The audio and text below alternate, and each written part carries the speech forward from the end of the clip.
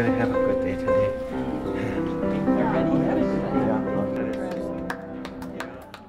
That was our favorite song. Was it? Oh, we started dating when we were in high school. How long have you two been married? Been married 54 years. 54 years. And it's been a great run. She has Alzheimer's? That's correct, yes. Okay. Steve, this goes back probably 7 or 8 years ago. And Silver Spring Neighborhood Center, which was her career for a number of years, and she would get lost going between here and the Silver Spring Neighborhood Center, which she did hundreds of times before. In addition to that, was she driving or walking? She was driving. She was driving. And her cooking, always a magnificent cook. Sometimes the ingredients were missing. Sometimes it cooked too long. Sometimes it cooked too short. I learned, for example, that I should never blame her for losing the car keys until I checked my own pockets. Things were disappearing and reappearing in odd and strange places. And so all of this, however, was a series in progress. And for those of us that work as a caregiver, we see this disease as a death of 1,000 cuts, because each day as you go along is a new normal. And each day as you go along, things are changing, but you don't understand and internalize enough to know that things are changing, and therefore, because things are changing, you need to change. And you need to be able to be strong enough to ask for help. You need to be able to be strong enough to understand, I've got to learn more about the kinds of changes that this person is going through with Alzheimer's. Their challenges, their fears, their concerns, their worries, the fact that they may not know where their surroundings are, even though they are in their surroundings. And so one of the lessons that I've learned, and I've learned a few of them, sometimes too late, but one of the things I learned is that in order to help the person now, the new Elaine, I had to let go of the Elaine who once was. I've also learned the importance of therapeutic fibbing. And she used to ask how her parents are. I said, well, they're both dead. And the shock and the worry and the concern and the question, did I do enough? Did I help them? Therapeutic fibbing, your parents are wonderful. Oh, she says, I'm happy. And so then not only is it therapeutic fibbing, but the understanding of blaming someone else. Why do I have to do this? Well, you don't want to say because I have to do it, because that sets up a confrontation and uneasiness. Well, because the doctor said so. Well, why do I have to do that? Well, because it says in the book.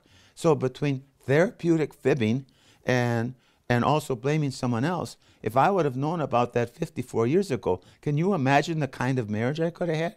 Or could you imagine the different outcome for governor and lieutenant governor and mayor of Milwaukee if I would have applied the therapeutic fibbing? But also, in addition to that, the importance of learning what that person is experiencing. For example, one of the things I came to understand is the person may be inclined to take something that isn't theirs. The first reaction, that's not yours, put it down. Well, that's not the way it goes or should go, because that person, again, is dealing with their own reality. So the question in your mind is, does it matter? And if it doesn't matter for a time that someone would pick up the wrong glass or the wrong scarf or the wrong this or the wrong, no, it doesn't matter. And if it does, you say, oh, thank you for finding that. We've been looking at that for a long time.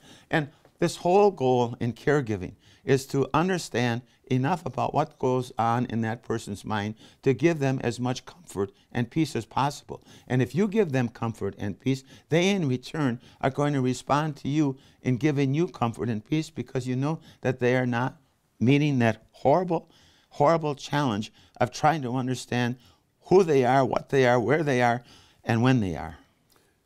7 or 8 years ago, you were a busy lobbyist running your own lobbying firm, and you began to notice these changes in Elaine.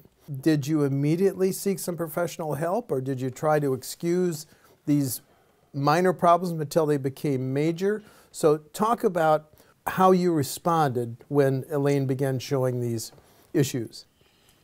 Well, all I know is, I know a lot of things, but one of the things in response is, maybe 5 or 6 years ago, friends would tell me, Marty, you're looking horrible. You're looking ill.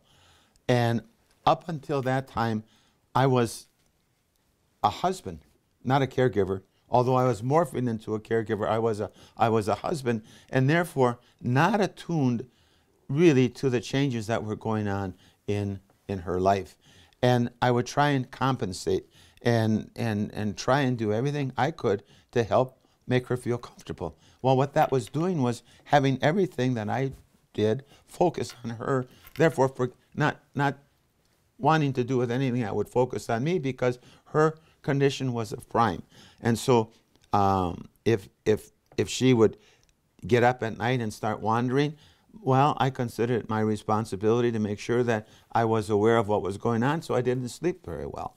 And as you internalize and you see this person change, you have anxiety, you grieve, you become depressed, all at the same time.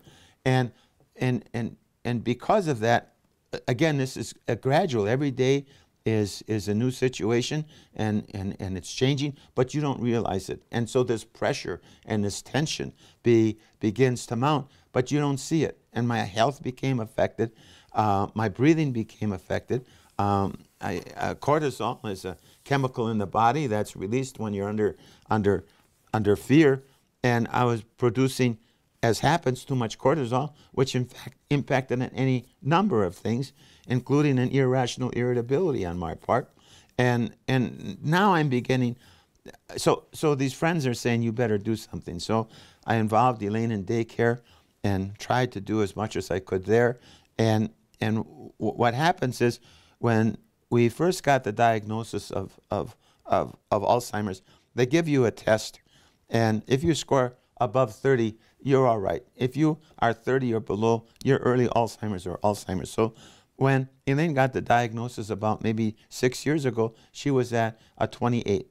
Well, that's not so bad. We can live with a 28. Well, now it's regressing, and so then the latest testing that we got was maybe about 5 months ago, where she was at an 8. And the doctor said it doesn't pay to test anymore, because that awareness of what is going on had continuously disappeared. And so what happened then is, now we get the diagnosis. My friends tell me I'm not feeling so good. I have trouble walking upstairs. Elaine and I used to bike. I had trouble keeping up with her biking. So I go to the hospital, and, well, could it be? It could be problems with the lungs. It could be problems with the heart. It could be problems with the interaction of the two, and so forth. And so I believe strongly that my medical situation was caused by the anxiety and the grieving and the depression that one feels as a caregiver. And it's because of that, then, that I became aware and more understanding of what other people are going through. And if Alzheimer's is bad, I've had the best of the bad. I've had a loving, caring wife who was always gracious and kind, whether before or now. I am financially secure. I have long-term care insurance. I have partners that are willing to accept and cover for me. Now, I can't imagine, and my heart goes out to a caregiver who has to worry about the finances, or who has to worry about their job, or has to worry about keeping a schedule and a calendar for the caregiver, for getting to the doctor, and trying to do that all alone. And so it got to the point where my friends told me, look, you can't do it alone. You've got to get help. Well, at that point then, I contacted the Alzheimer's Association and began counseling. And for anyone who is going through this, they've got to give the Alzheimer's Association a call. And I want to tell you their number, 800-272-3900. And the importance of that is to make a connect. And they, in turn, can refer you to what kinds of things or activities are best for you to do in order for you to help cope, learn, and survive. What about the turn that you had to make in your personal life? You were able to dial back as a professional to learn how to become a caregiver, Marty? Yeah, I would like to tell you that it happened in that way, but I think it developed out of necessity. I didn't see the change coming in my life, and I really was not aware of the impact it was having on me until my friends grabbed me aside, and then at that point I finally had to make the change in getting help. And I tried any number of things. Once having an in-home service firm come in, and they interviewed Elaine, and Elaine looked at me and he said, "If you think I'm going to allow another woman in my home, you've got another guest coming." And so there was no way anything of that would happen. So you think you can do it alone. I mean, this is your wife of 50 plus years. She's been with you through thick and thin, and sadness and happiness. And now all of a sudden you have to think about an alternative place of her living. My God, for any spouse to think about all of the life they've had together and to separate themselves by putting them in an assisted living facility and sort of like giving up. Well, I had to turn that corner and had to understand that common sense, intelligence dictates I've got to help Elaine be who she is now. Not who she once was. That will never happen again. But who she is now. And if I can help her be who she is now, I'm doing as big of a favor as I can, not only for her, but for myself. And therefore, the understanding of the importance of seeking help, the understanding of reaching out to a counselor, the understanding of the need maybe for assisted living, or the understanding that maybe someone needs to come into the home and be helpful. Sometimes we caregivers get to be so goddamn stubborn that we think we can do it on our own. And what happens then? Our own lives become affected, and we could become so useless as a caregiver that we're almost doing a disservice not only to our loved one with dementia, but also to our other children. I mean, our children and their children, and even our friends. And so the caregiver has a responsibility to not only put on the oxygen mask first, going back to flying in an airplane, not only has that responsibility for the good of everyone, but also has the responsibility of putting on that mask first so they can be a better caregiver and I think have a more comfortable feeling in their own hearts that they did what they could so that they could have their loved one have moments of joy. And sometimes we caregivers, we get so involved in wanting to get everything done that we fail to understand that if Elaine and I are walking and she says, "What a beautiful flower," we fail to understand how important it is to grab hold of that moment and to look at that beautiful flower. Not to get as many minutes of walking in, although walking is a good exercise for the brain, but to just understand and to grab hold of those moments of joy. But see, that takes understanding. And I even think to the caregiver, that takes courage to break out from that traditional mindset of wanting to be helpful in every way and forgetting about maintaining their own strength and knowledge. You've indicated she's in a better place. What about you? You're now in your home of 20 years alone. So yeah, well, it's a mixed blessing. There is no question about that. And I think there again, caregivers have to understand that they are going to go through some pain. I mean, you're not going to get someone to remove a major part of your being without feeling some pain. So yes, I do live alone, but then I say this is crummy. But then I think, okay, well, what would it be with Elaine here? Her wandering around and her not knowing and not giving her the attention and help all the time that she deserves. And so it's a bittersweet kind of experience. But on the one hand, knowing very well that she's in a better place, missing her terribly because she's not here, and knowing that those moments are no longer going to be. But by the same token, since that time, I've had a chance to go visit my granddaughter and see her in a play. I've had a chance to visit my son more in Stevens Point, and so my life is changing.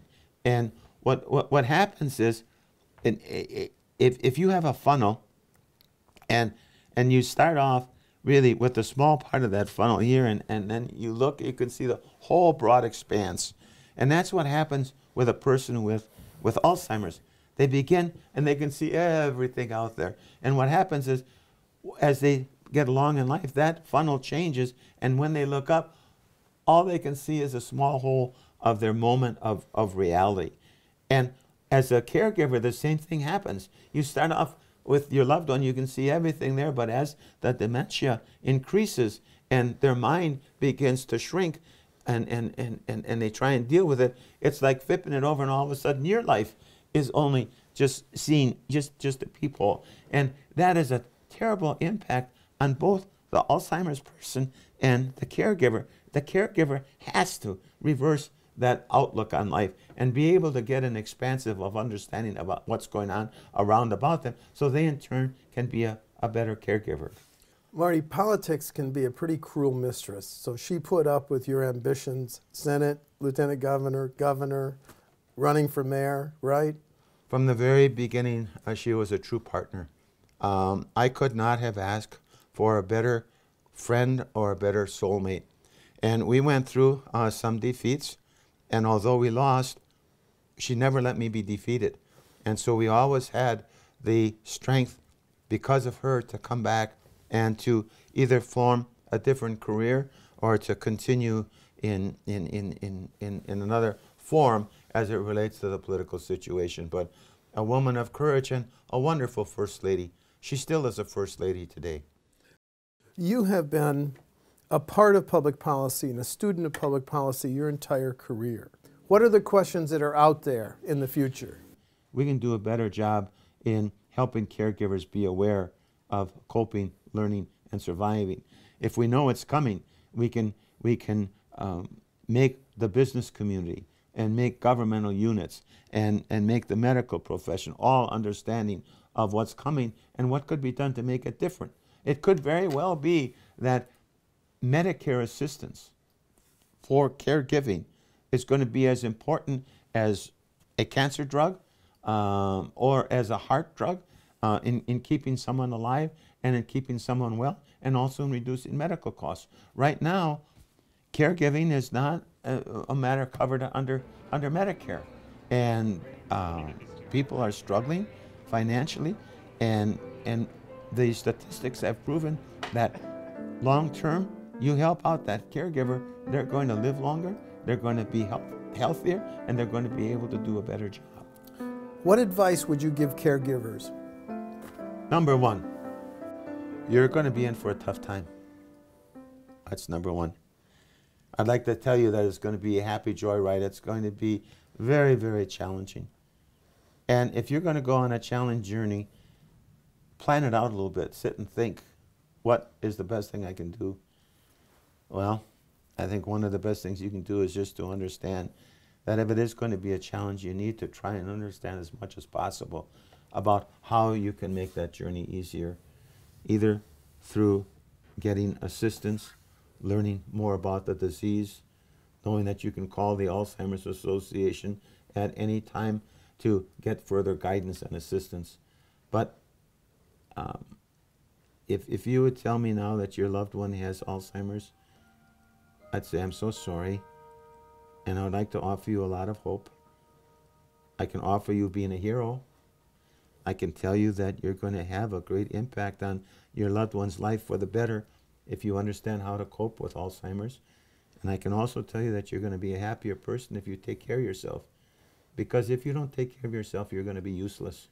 You're going to be useless to yourself, to your family, to your other loved ones. And so you've got to take care of yourself. I think those would be the messages to start with.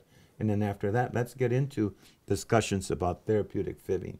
Let's get into discussions about making sure that that emotional relationship is calm and soothing as you communicate with your loved one.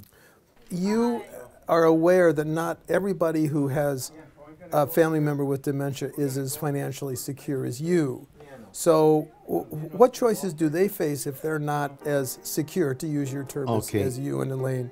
Your question emphasizes my entire reason for doing this interview and for bringing out this topic. And it's because of that I feel so passionate about what we have got to be doing more in the workplace, what we've got to be doing more with insurance companies, what we've got to be doing within governmental units in order to help that caregiver cope, learn, and survive. How do you balance now? You're still owner of a lobbying firm.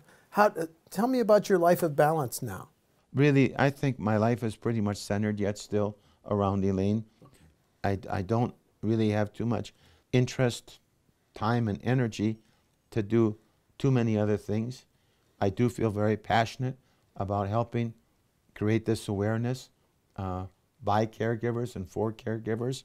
And I think if you could summarize my life, I would say it's helping Elaine in all possible to be who she is now, and then it's trying to make sure that we focus on the importance of caregiving and caregivers so that they can cope, learn, and survive. I try and see Elaine every day, and sometimes we go for rides and we listen to Mitch Miller and sing Mitch Miller songs for anyone that's old enough to remember that. And so I think Elaine might recognize me and come over and give me a hug, and she'll tell me I look so handsome. Where have I been? I tell her I'll be at the doctor. And she said, oh, how are you doing? What did he say? I said, he said, always listen to you. And she said, oh, you're kidding? I say, no. How is the family? Kids are good. Okay. I'll say, do you want to go for a walk? Yes, let's go for a walk. I'd like to go for a walk. I'm so happy to see you. And so we'll then, take a walk over to the community room where Ruth Neitzel will play any number of different songs by memory. And so Elaine and I love doing that. Elaine loves music, and we'll sit and listen to her play. I love her, and to make her as happy as she can be, I don't think I wake up and say I want to bring Elaine dignity. I think I say I want to help Elaine be who she is now. And